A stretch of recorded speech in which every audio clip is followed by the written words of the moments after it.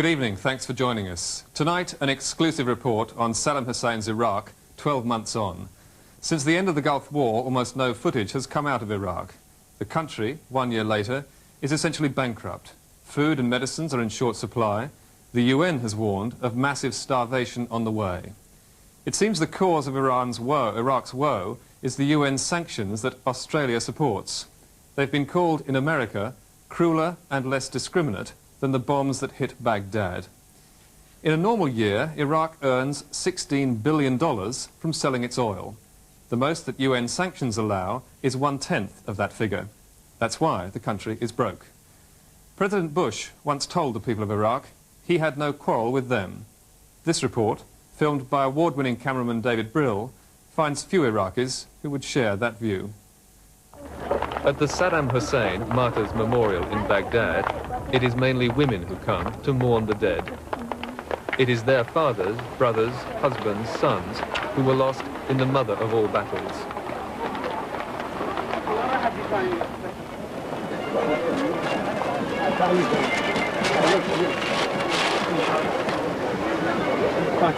Iraq is a nation that has been at war for most of the last decade. A war that has seen the flower of Iraqi male youth cut down.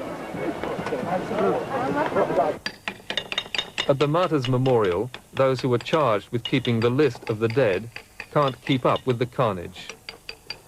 It will be years yet till they've chipped out the names of the million who died in the war against Iran. Years more before they have painted in the 100,000 or more who were killed in Saddam's holy war against the Allies. Despite the dead, despite the destruction, the man who brought a plague on Iraq still towers above the country. Saddam Hussein remains very much in power. National hero, leader from God, tyrant, whichever he is, his grip remains unshakable. The war that the West hoped would oust him was in that sense a failure. A year since the Gulf War broke out, the damage wrought by Allied bombing is unmistakable. This bridge over the main highway south from Baghdad was one of more than 100 scored by American and British bombers. By the end of the war, the Allies had also knocked out 90% of Iraq's electric power capacity, all of its civil aviation, much of its ground transport, and most of its oil production. Even now, water supplies in the south are in places polluted with raw sewage and unsafe. But Iraq has problems that go far beyond physical damage. The war may have ended, but Iraq is bankrupt and subject to UN sanctions. Across the country, there is now a desperate shortage of food or of the money to buy it. One of the biggest problems that people face here is that food prices have just skyrocketed since the war. It would be like the equivalent of a loaf of bread in Sydney going up to $15 a loaf, or your weekly grocery supply going up to $1,500 from $100. It's all of a person's salary is now being taken up in purchasing food, and for middle-income earners, this is bad, but for the poor, it's absolutely disastrous. Iraq is not a third world country. Pre-war, it was one of the richest in the world. But these could be scenes from Bangladesh. In the town of Najaf in southern Iraq, Care Australia is running a feeding program for 2,000 Iraqi families. The monthly ration is 5 kilos of flour, 5 of sugar, and 5 of rice. But these are the lucky ones. Iraq's harvest in 1991 was a third of normal levels because fertilizer, seed and insecticide were in short supply. 1992 will be worse. 6 months ago, the United Nations itself warned there would be massive starvation in Iraq unless the food crisis was tackled. Since then, the situation has probably got worse. The only way that a famine can really be prevented is when the government of Iraq can deal with the food situation in the country itself. And as long as the sanctions remain, the government of Iraq cannot do that. And so an organization like CARE You can't stand by and watch children suffering. Can we weigh him again? Part of CARE's program is to monitor the babies it feeds. This child's weight has actually gone down. For the most part, the children are well. But once again, these are the fortunate few. The relief agencies say between 100,000 and 300,000 Iraqi children under the age of 5 are now moderately or severely malnourished. There is no way the relief agencies can cope. All of these women, no. Let's go downstairs and see the GFIW. Go downstairs. Shane, what do these women want? They want milk. Yeah, we know that, but explain to me what they're doing here. They haven't. The GFIW and CARES program can only at the moment accept 2,000 people. Now these women haven't been able to get any food because they haven't been selected. We're selecting the most poorest. So what will happen to these women here now? Now these women won't get any on this, but they must go downstairs and speak to the GFIW. And if they qualify to be selected, then hopefully when the program expands, we can give. But at the moment, we can't.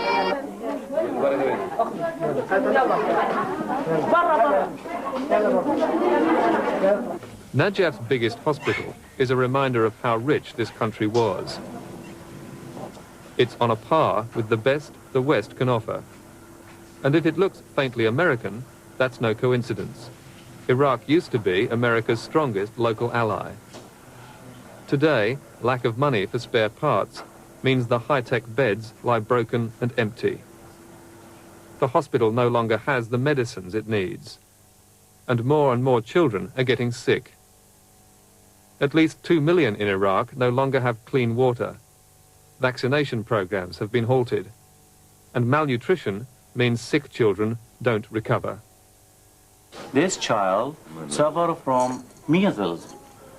It is a simple, communicable disease, can be controlled by the health of the patient, and no need for any drug. Look how it would affect the health of this patient, because it is suffer from bad nutrition. Because bad nutrition, it affects the immunity, and the immunity make the patient suffer seriously from the disease. And this is the end result of sanction, because there is no food, and the food, it is too much expensive, and if it is present, might be in bad quality. So what can you do for this child? What we are doing, nothing is present. This is the sanction.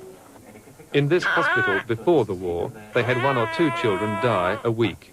Now it is 15.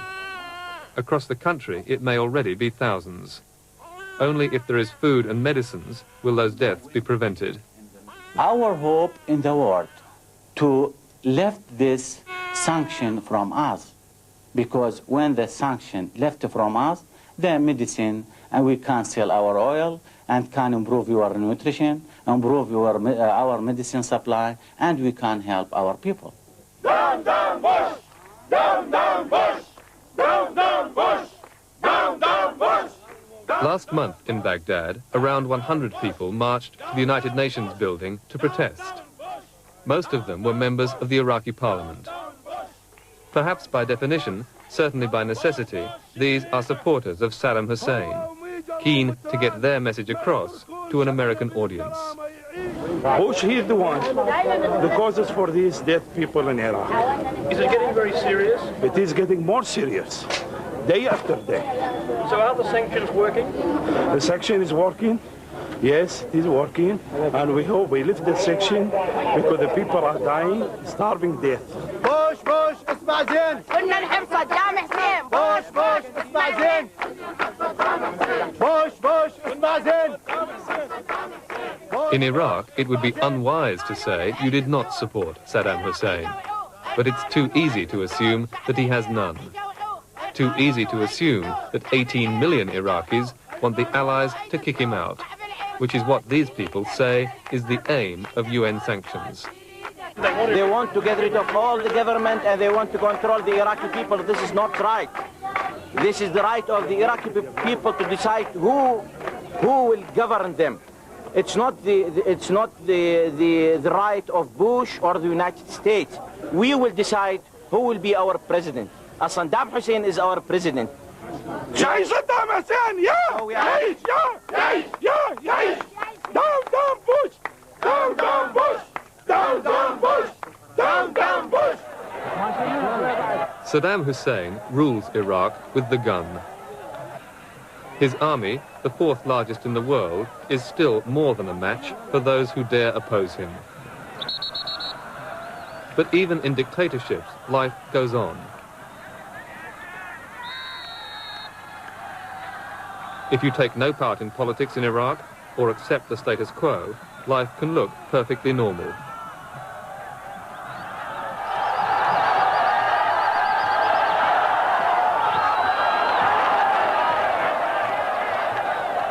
If only up to a point.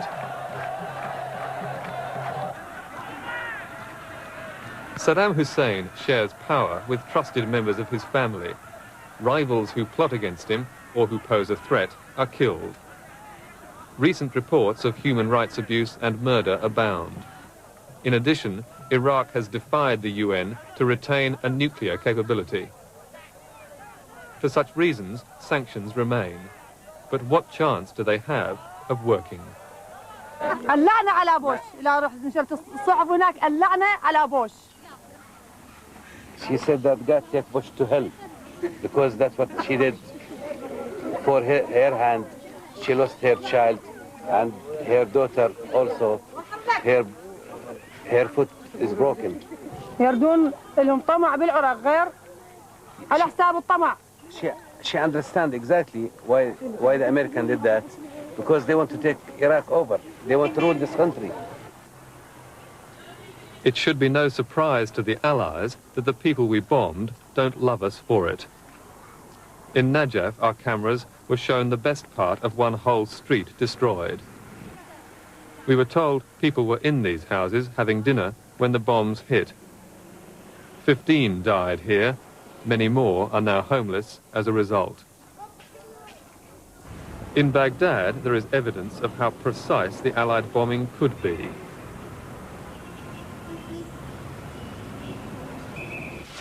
In an area almost untouched, these government offices were reduced to rubble.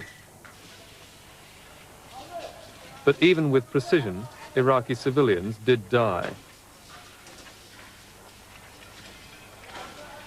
This is the famous bunker on the outskirts of Baghdad. You can see where the bomb came in, drilling through the massive concrete roof. 2 other bombs followed, scorching the 400 people inside. The Iraqi government is preserving this as a monument. It will, they say, tell their people how cruel the Allies were. In schools, too, among their other lessons, Iraq's children are now taught of the cruelty of their enemies. In a society where learning is tightly controlled, a new generation may well grow up to hate the West. A new food for children, USA. A new food for children, USA. A new food for children, USA.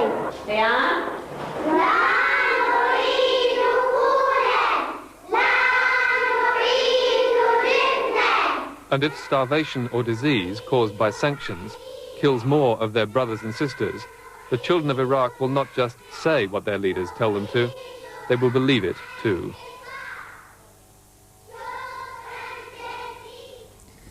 David Brill, the cameraman, and incidentally the interview you may also have heard. And if anyone would like to donate to the people in that film, or others in Iraq, here's an address. P.O. Box 9977 in your own capital city.